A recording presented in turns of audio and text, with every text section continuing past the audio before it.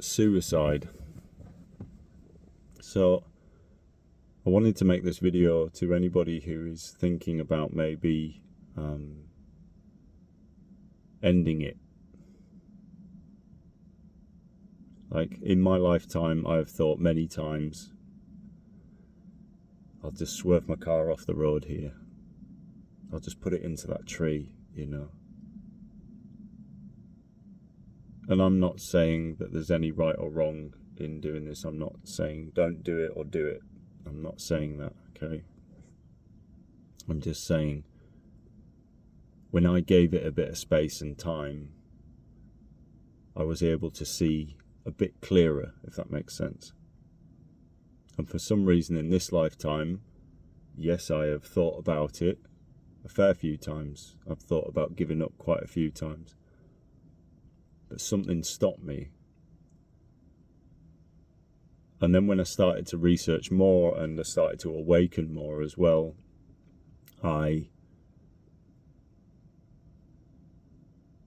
looked at karma and karmic imprints. And I kind of inherently knew that in this lifetime it wasn't possible for me to do that. You know, and there was even certain times in this life when I had the big awakening at the start where everything was blissful and it was great. I was able to control my thoughts. I was able to see and observe my thoughts from almost like from this perspective here. I wasn't actually in the mind. I was separate from the mind, if that makes sense. And I had that big awakening, and after that I then went into an even bigger contraction period. People say depression, but I say contraction. You're in a contractive period. And as we can see, the patterns of this universe, there is a waveform pattern to this universe within ourselves and with the bigger picture of everything as well. So what this does, this pattern, is that you will have good times and you will have low times. You will have high times and low times. And all we're learning to do through the awakening is to not make it so like this, because most people are living highs, lows, highs, lows, highs, lows, you know, addictions, all these sorts of things. And what we're doing is we're trying to narrow it down to this. And I'm not saying this is a attainable goal or a future thing that will make you happy when you're doing this. What I'm saying is that enjoy the process of this.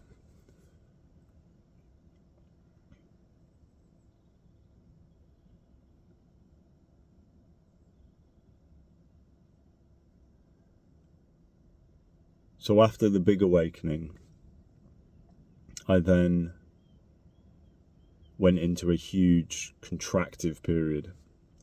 And this was due to certain things, certain experiences that I experienced. And I learned a lot about free will within this as well, you know. It's like, because there was multiple humblings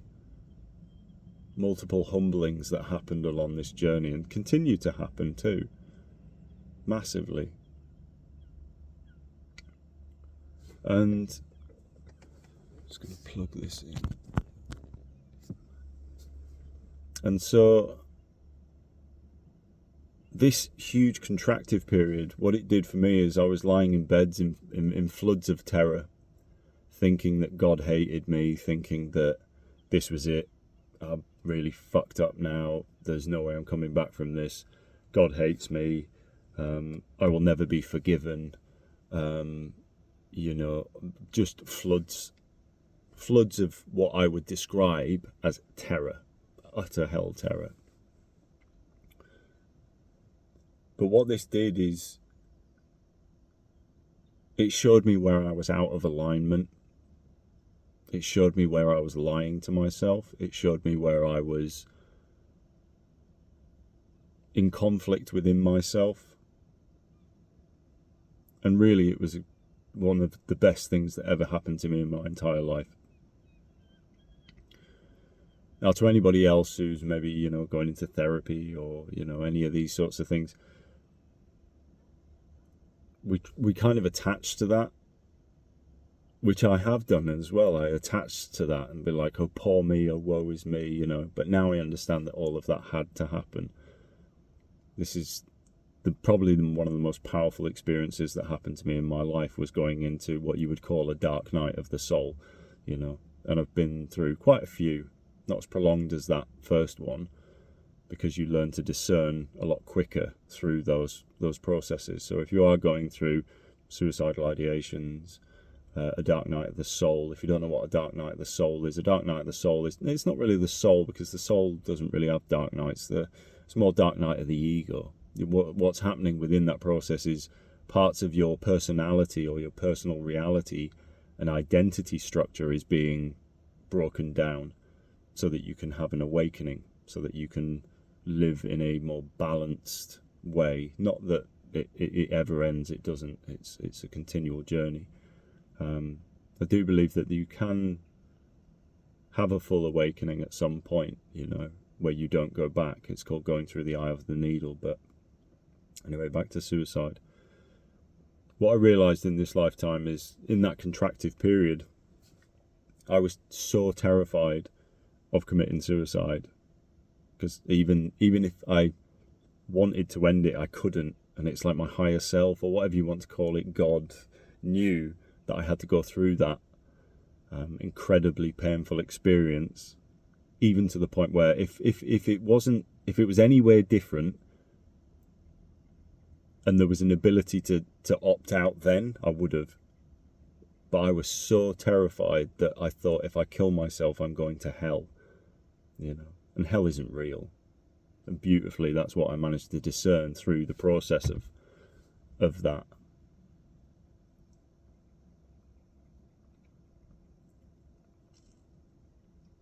So I'm very grateful to it. And to anybody who's going through a real dark place at the moment, it gets better. It gets a lot better, But then I started to look into karma and what karma is, and karmic imprints and things like this. And, there's certain souls who have chosen certain lives, maybe in previous lifetimes or whatever it is, where they have chosen to opt out. But that comes with a karmic imprint, because the greatest learning tool that we have is that when we die, we have a life review, and in that life review, we have God stood there next to us, not judging us. We are God, really, but us as seemingly separate soul fragments of the whole. We sit there and we observe where we created pain, where we created suffering. And moreover, it's where we were unconscious. So that's where there's no judgment. That's where there's only unconditional love. And this is going into the deeper structures of reality, but it at this moment in my life, it makes sense why we have this life review, because then we choose where to incarnate in next, where we go next, what experiences we're going to encounter there as well, what counters the balance of what we've done, not in a judgmental place, but in a very much a learning masterclass of learning how to be. And that's why I say, the reason that we know or think we know that how these dynamics that on Earth are playing out right now, with maybe the contrasting beings who are here playing the roles of the characters, is because we have also played those roles, those characters. So we know how it feels. I'm getting big ear ringing at the moment as well, So it's like, God is unconditional, and God is a state of being that a lot of us, through the struggle and the suffering and the pain, we learn through that. And if you're in a place right now where you're maybe thinking about doing things that that will create more of a karmic imprint next time, than just to think about that from that perspective, if that makes sense.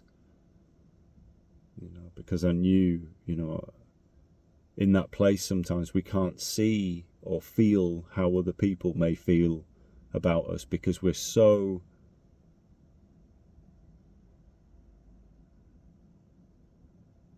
disappointed in ourselves, we're so contractive, we're so out of love and truth within ourselves that we think, oh, it won't matter, nobody will care.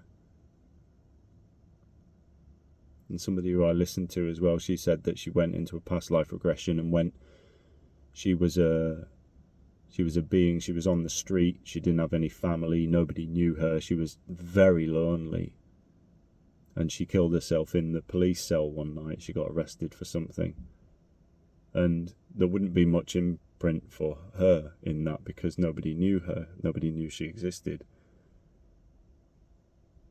But there's also the sadness in that is something profound, I guess, but it's not judged, it's not judged. It's only revealed when we do die and pass on how it affected other people, and there's quite a lot of people who, remember hearing about the bridge and things, people who survived jumping off bridges or whatever it was, and as soon as they took that step past the point of no return, that they knew they were going to die,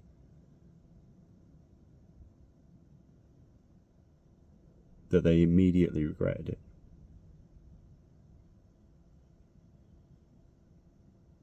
Now, I'm not saying do or don't do,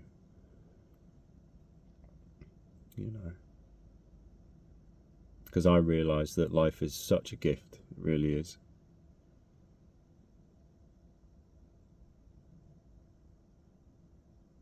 Unfortunately, we have stories about these beings who did jump and survived, and then lived to tell the tale, and then they have the most miraculous lives after that, after surviving death, in essence, And if you are one of these people who are watching this, then, watch near-death experiences, because there is a correlative parallel in all of those of experiences, what happens to people after they leave the body. They become the unified field again, which we all already are, but some of us can transcend that in lifetimes through astral travel and all sorts of things, so there's real potential there. So yeah, there you go. But it all has an imprint, and it's all stored. Every thought that you think is stored in the halls of Amente, Akashic records. Everybody's concerned about being watched by CCTV. I mean, there's a CCTV camera up there, I'm on a camera here. But every single thought is recorded. Every single interaction that you have, you are being viewed, but not by any judgment. Just going, were you more loving there? Or were you scared? Were you coming from joy and peace and goodness, or coming from fear? And that's something that I go into a lot in these videos, is they're the two choices in any moment. And don't think that I have it all sorted. I still get triggered. I still lose it occasionally. I still get angry. But I accept myself in that now. Whereas it took me a long time to accept myself in that. I used to hold on to things for months, years. Whereas now I just forgive myself instantly and get on with it.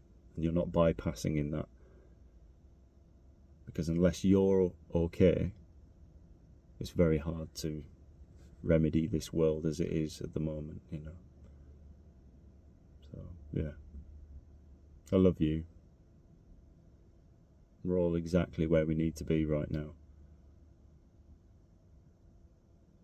But hopefully this shifts your perception slightly.